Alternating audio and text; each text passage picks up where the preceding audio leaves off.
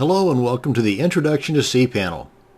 cPanel is a graphical, web-based web hosting control panel designed to simplify administration of websites.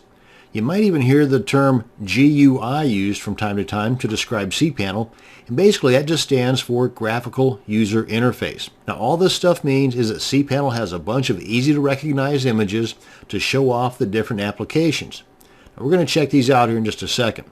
Now, I'm going to guess that you already have a domain name and a web hosting account, and that web hosting account offers cPanel and not Plesk or some other type of custom control panel. Now, you can access your cPanel control panel a couple of different ways, but you're going to need to go to your browser, and in this instance, you're going to enter your domain name /cPanel, that's cPanel, and then we're going to log in with the username and password that was sent to us by our web hosting company in that first email we got when we first bought the service. Let's go ahead and do that first. Now I've got two different tabs here because these two tabs represent two different web hosting companies that I use.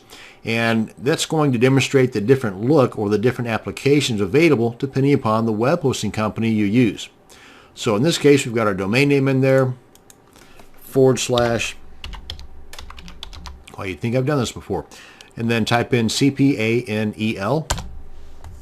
And had I not just logged in earlier, I would have been presented with a login box. Let me go ahead and log out like this. And in this case, I would enter the username and the password that I received in that initial email from that web hosting service. Now, as you can see up here in the browser bar, we've got this little padlock and the HTTPS. That signifies that we are logged in securely. Now let's do the same thing over here, and a different way to log in is you type in the domain name in the browser bar like we've got there, and instead of a / in cPanel, we put a colon, that's the two dots, and then a number, either 2082, that's the unsecure login, or 2083, like this, and that's the secure login method. So let's try the 2082. And we're presented with a box, and even this one looks a little bit different than the box presented to us on that other company. And here we are. Now, another thing, in addition to being logged in not securely, which is fine for the most part, we're also left with our domain name in the browser bar. Whereas with this one here, that's logged in, or in this case, not logged in, but if it were logged in securely, it would have the server name instead of the domain name in the browser bar. Let's go ahead and log out of here and I'll show you what I'm talking about. Just 2083. And we're presented with the login box where we put the username and the password.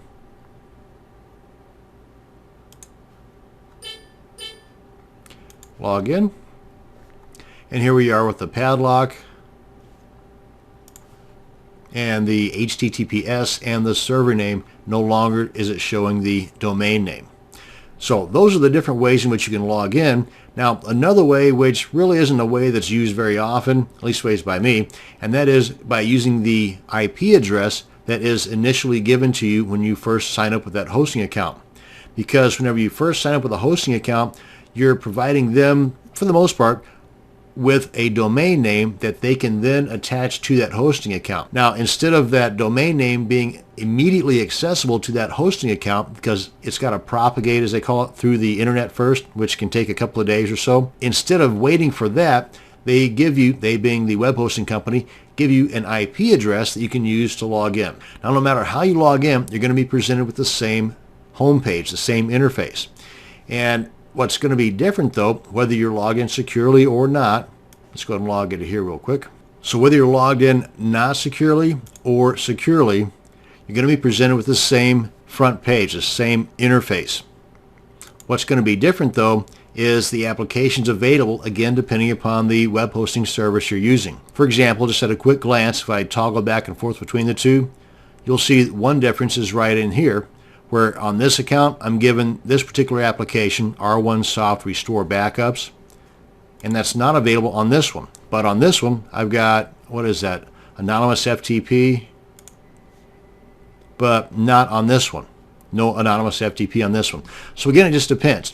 The thing though is that if you see an application or you encounter an application either through this video or another video or some other means, and it's something that you might be interested in using, simply contact your web hosting company and tell them, hey, what's the worst that's going to happen? They'll say no. But a similarity between cPanels, no matter what hosting account you're going to have, is the setup. You're going to have different panels with these different applications here. And on the left side, you're going to have a column of information, the stats, and you're going to have frequently accessed areas, which you can zip to by just clicking on the links here. These are areas that I've been frequently accessing, and you can do a search here, and there might be some notices in here too. Basically, I find this is more of an advertising area than anything else for the web hosting company. But under the stats here, be familiarized with what is available here, because in some scripts that you're going to use, they might require you to know the path to SendMail or the path to Perl. So at least ways now you know where it is. You may not have to ever know what it is, but at least now you know where it is in case you need to know. And you can collapse those stats, which is usually the case by default. Now over here under the different panels you've got, you can drag these back and forth to your own personal preference. So speaking of preferences, if you find that you never use this one, stick that puppy down at the very bottom. Put one of the more frequently accessed panels closer to the top. Again, just for convenience, just for personal taste. Totally up to you. And you can also collapse these guys just to get them out of the way, like so. And that's going to bring us to the end of this video on an introduction to cPanel. Thank you very much for watching, and you have a great day.